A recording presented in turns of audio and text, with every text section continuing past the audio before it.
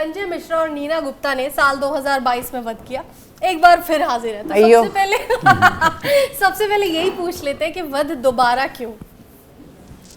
अच्छा, डायरेक्टर साहब से शुरुआत पहले इनसे पूछिए। वध दोबारा कोई प्लान नहीं था सच जी, कि मेरा पर्सनल लालच था सर और मैम के साथ दोबारा काम करने का। तो फिर मैं कुछ और लिख रहा था उस टाइम पे जी, फिर लेकिन बार बार वो सुई वहाँ अटक जाती थी आके। एप्रिसिएशन था लोगों का एंड तो लगा कि ट्राई मारते हैं, लेकिन अगर कहानी वैसी वहाँ तक नहीं पहुँची, वो सबसे ज़्यादा डर था। तो उसको क्रैक करने में थोड़ा समय लगा, लेकिन जब हुई तो मैंने सर के साथ एक बार बाउंस की थी कहानी, जो सिर्फ कहानी थी, अभी स्क्रीन प्ले कुछ नहीं था। 6-7 महीने हो गए थे उसको करते करते, तो वहाँ से कॉन्फिडेंस आया। फिर मैम के साथ जब शेयर किया तो कॉन्फिडेंस आया। तो इसीलिए कि वो अगर वो कहानी उस लेवल तक नहीं पहुँचती तो हम अटेम्प्ट नहीं करते उस चीज़ को। नीना जी, आप बताइए कि दोबारा आप इस कहानी से जुड़ी, मतलब एक डिफरेंट कहानी है, एक सेम जॉनर की कह सकते हैं। सबसे इंटरेस्टिंग पार्ट ये है कि सेम एक्टर्स हैं या कैरेक्टर अलग है। बिल्कुल बिल्कुल, कैरेक्टर अलग है, कहानी अलग है। हाँ, और नाम वध है जी। So it is very interesting. ये इसीलिए मैं तो वैसे भी मुझे बहुत अच्छी लगी थी पहली वध, तो मैं तो इसीलिए इनके साथ जुड़ी। जब गज़ल वगैरह गाते हैं ना जी, तो अगर कोई शेर बहुत खूबसूरत हो तो कहते हैं कि मुकर्रर मुकर्रर मुकर्रर, क्योंकि उसको सुनने वाले एक बार और सुनना चाहते हैं। तो वध को बहुत मुकर्रर मिला कि वाह यार, क्या है क्या है क्या है। तो प्रोडक्शन, प्रोड्यूसर, लव रंजन, अंकुर, ये सब लोग मिलके, और अच्छी चीज़ है ऐसे प्रोड्यूसर्स जो मतलब मैं इसको अभी नया ही कहूँगा, कह सकता हूँ ना तुझे नया। हाँ सर। इसी शक्ल बताओ किससे मिलती है? राजमौली से मिलती है। सही कहा आपने। इसको किससे? राजमौली में थोड़ा सा वीएफएक्स चाहिए। वीएफएक्स चाहिए और उसी रास्ते पे है ये। जी जी जी, वो बड़े पैसे पर धमाम धमाम करते हैं, ये कम पैसे में। अच्छा, तो दूसरा सवाल आपसे ये है कि वध 2 को लेकर सबसे बड़ा चैलेंज क्या था? क्योंकि पहली फिल्म को काफ़ी तारीफ मिली थी ओटीटी पर और अभी तक लोग देख रहे हैं। सबसे बड़ा चैलेंज मैं आपको बताऊं तो चैलेंजेस 2-3 थे। जो पहला चैलेंज ये था कि उस कहानी को अगर आगे बढ़ाया जाए तो कैसे बढ़ाया जाए। तो उसको फिर साइड में करना पड़ा। एक एजुकेटेड कॉल थी वो, उसको साइड में करना।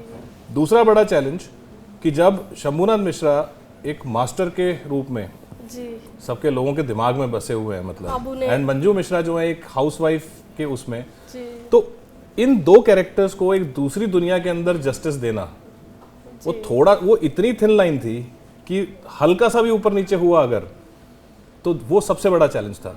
तो इसीलिए जब जितना भी बाउंस हुआ तो पहले मेरे लिए सबसे बड़ा चैलेंज था कि मैम का और सर का फेथ गेन करना, कि मेरे ऊपर एक बार फेथ आ जाए तो फिर उसके बाद देखते हैं। क्योंकि ये एकदम से अभी तो लग रहा है कि बन गई है फिल्म, हमने देखी है, सबको पसंद आई है, तो जब शुरुआत करने से पहले वाली जो बात होती है वो था एक बहुत बड़ा। और एक बात बताओ, अभी पसंद आ रही है ये जो चैलेंज वाली बात है। मैंने सांस बनाया, बहुत बड़ा हिट था सीरीज, उसमें मैं और कमलजीत थे। हम दोबारा कभी हमारी पेयरिंग नहीं हुई, क्योंकि वो दिमाग में ऐसे घुस गए थे लोगों के, हम as a husband wife like this, हमें कभी काम ही नहीं मिला। सेम, बधाई हो, गजराज और मैं मिलते हैं आपस में, हम दोनों को कोई इकट्ठा काम नहीं देता। यू नो, सो हम दोनों ने किया, ये बहुत बड़ी बात हो गई कि हमने दोबारा कर लिया। और हाल ही में, हाँ, अभी मतलब साथ में कितने साल हो गए, तो हम जब भी मिलते रोते हैं कि हमको कोई साथ में काम नहीं देता। अच्छा, जिसके साथ नहीं करना चाहते जिसके साथ नहीं करना चाहते रब ने बना दी जोड़ी वाला सीन है कि अगर ऑडियंस पसंद कर रहे हैं तो रिपीट हो रहा है। अच्छा, वध में भी आप दोनों थे और वध 2 में भी आप दोनों, तो एज एन एक्टर आपको क्या चीज़ें इसमें नई लगी और क्या चीज़ें चैलेंजिंग लगी? क्योंकि कैरेक्टर आप दोनों के चेंज हुए, तो ये अच्छा बोलते हैं, बोल क्या बोल रहा था? बोल रहा ये था कि वध एज एन एक्टर आपको क्या नया और चैलेंजिंग? Yes sir. मतलब ये सुनाने आया था कहानी कहीं फार्म हाउस में मेरे जी, और पूरी कहानी जब खत्म हो गई तो मेरे एक दोस्त भी थे जी, जो सुन रहे थे, कह रहा है ये तो लव स्टोरी है। ओके। याद है तुझे? जी जी जी जी। लव अच्छा स्टोरी। उसने बोला था आपके किसी दोस्त ने? अच्छा हाँ, आपकी और नीना जी की, यस यस यस, और इस ये तरह से स्टार्ट देखा एज अ जा लव सकता है। स्टोरी, ये लव स्टोरी ही है। लव स्टोरी है। एक्चुअली तो इसने उस दिन बोला एक इंटरव्यू में, जैसे ही उसने बोला मैं रिवाइंड करके गई, मैंने कहा हाँ actually it's a love story. Yes yes yes, अब मैं भी उसको कनेक्ट कर पा रही हूँ कि ये लव स्टोरी जैसी है जिस तरह से वो सीन है।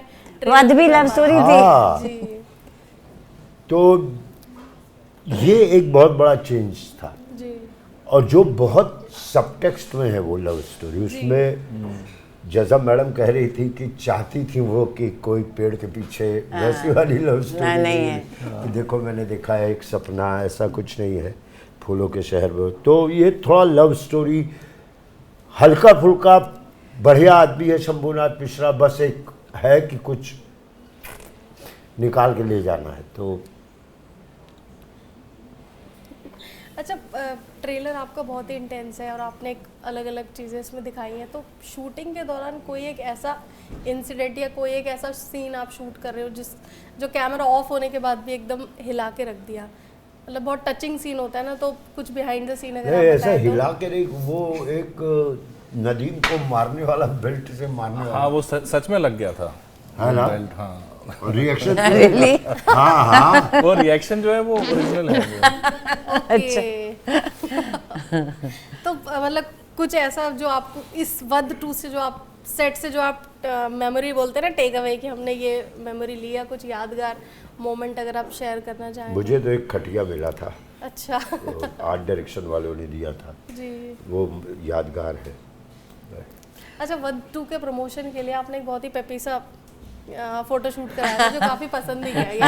अगर वध 2 पसंद किया गया? यस, काफी मेरे को comments जब थे। ड्रेस दिखाई, मैं कहा नहीं ये ऐसी ठीक है, मैं शॉर्ट ड्रेस पहनती हूँ, मैं ऐसी चमकीली नहीं पहनती। मैं बोला वो नहीं, लाल लाल। और उसके ऊपर पूरा लाल चमकीला, but people are liking it. Outcome ma'am बहुत अमेजिंग आया उसका। आउटकम अमेजिंग है। अगर सर आपको इनके लिए कोई गाना रखना होता फिल्म में, कि कोई स्पेशल नंबर रखते, तो कौन सा गाना, या आप लोग अगर गाना कोई रिक्रिएट करते हैं, आजकल तो इतने गाने दोबारा से बन रहे हैं। मैं मतलब अगर गाना मुझे रखना होता है मैं बोल सकता हूँ, कॉपीराइट का तो कुछ नहीं आएगा। नहीं, आप बोल सकते हैं। वो एक गाना है, तुम जो मिल गए हो तो ये लगता है, ये जहाँ मिल गया है, नवीन निश्चल जी के ऊपर जो धुन। जी जी जी। हाँ अच्छा, और इस क्लासिक पेयर को लेकर अगर आपको एक और सब्जेक्ट चूज करना हो तो कौन सा सब्जेक्ट चूज करेंगे, अपार्ट फ्रॉम किस वध तरह 2? का?